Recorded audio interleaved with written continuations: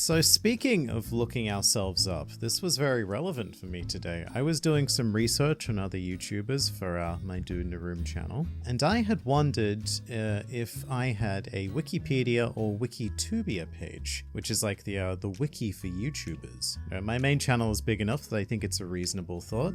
Turns out I don't. However, Manu, did you know that you have a Wikitubia page? I did not know I have. You absolutely do, yeah. And What? let me read to you the first line of your Wikitubia page.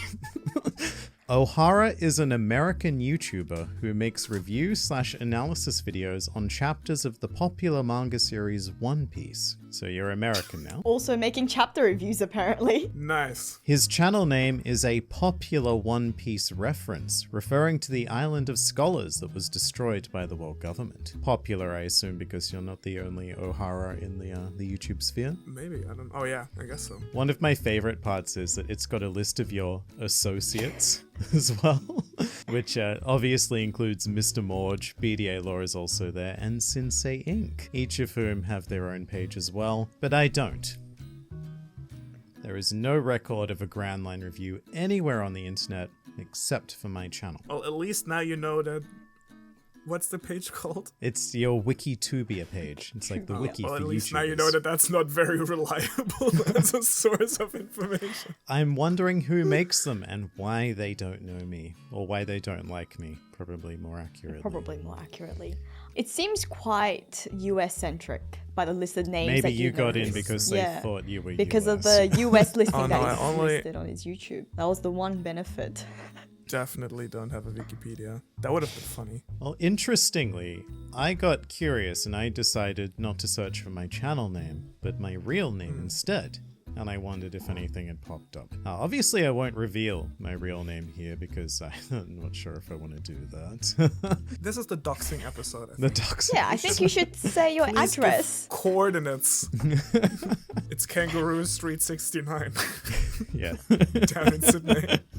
Can you not give away my home address? I think I might have mentioned this before, but my home address actually is 69. I won't say the It's street, 69. but Yes. Yeah, you did mention that. Yep. it's a fun fact to have in high school. But I did search for my actual name, which I'm not saying, and there are some rather fascinating people in the world who happen to share my full name. One of which, rather morbidly, is a murder victim, so that Liam sadly does not exist anymore. But I discovered another. The other is a fictional character in a book that is described as a sexual comedy novel. I'm not going to say the title of the book, because again, I don't want to give my name away, or any direct sections from it, but this character has my exact first and last name, which is incredibly trippy because my last name isn't common. It's not like Liam Smith or Brown or something along those lines. And this character's primary role in the sexual comedy novel is to engage in corporate espionage by filming his boss having sex and then uploading it onto the internet. Oh. And it's just, I can't tell you how copy of your weird it life. is. They got it down to It a is a T. carbon copy of They got it. How did they find out? How did they know?